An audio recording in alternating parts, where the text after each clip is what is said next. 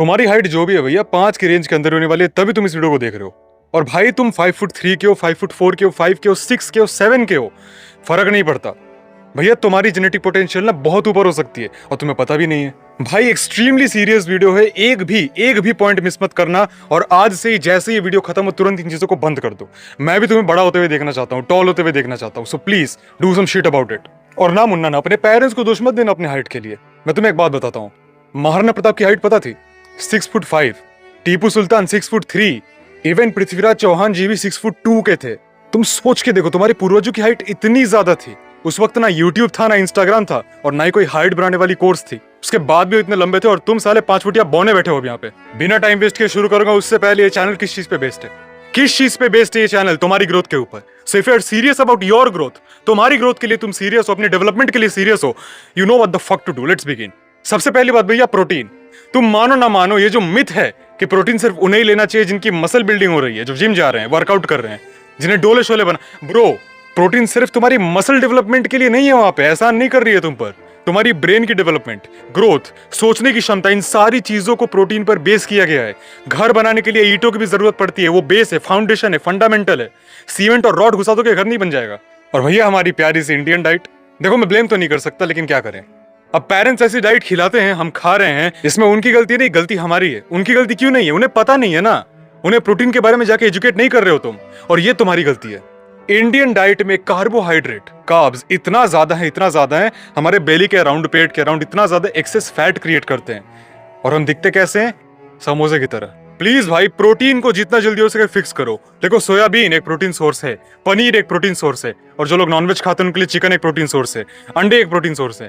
तुम इन चीजों को ट्राई कर सकते हो, और तुम्हारे पास अगर थोड़े एक्स्ट्रा चिल्लर है, you can buy A protein powder, और उसे भी एज अ सप्लीमेंटेशन यूज कर सकते हो।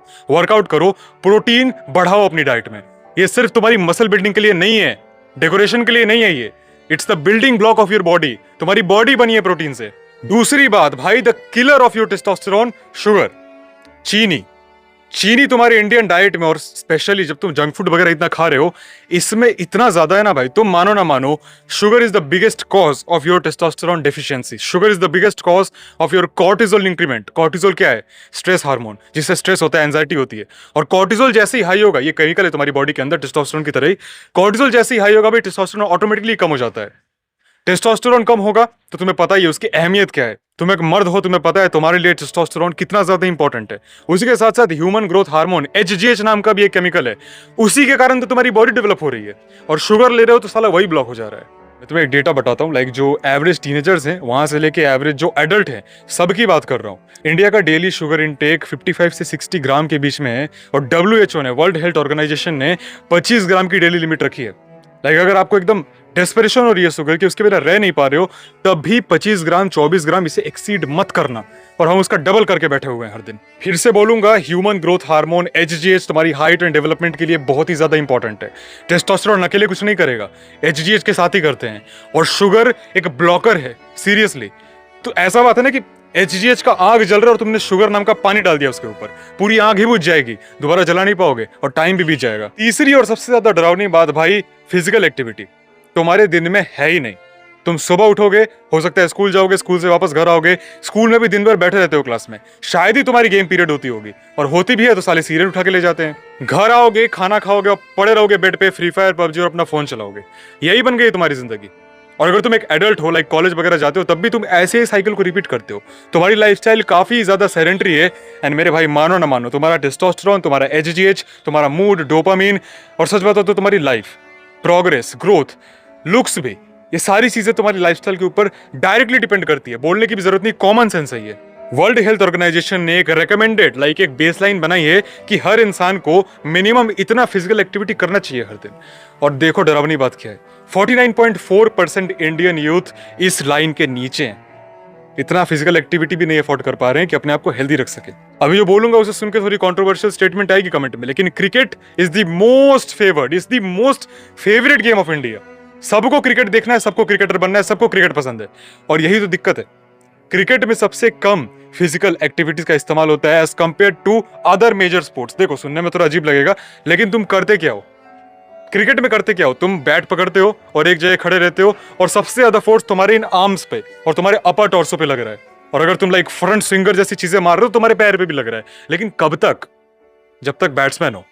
वो अलग बात है, जो बॉलर है वो ऐसा करके बॉल फेंकता है, वो भागता है, जो फील्डिंग कर रहा है वो भी बहुत ज्यादा भागता है, कूदता है, छलांग मारता है, मंकी बन जाता है, बट मैं उनकी बात नहीं कर रहा हूं। They are exceptional. मैं बात कर रहा हूं मेन स्ट्रीम की, जो बॉलर बनना चाहते हैं, बैट्समैन बनना चाहते हैं।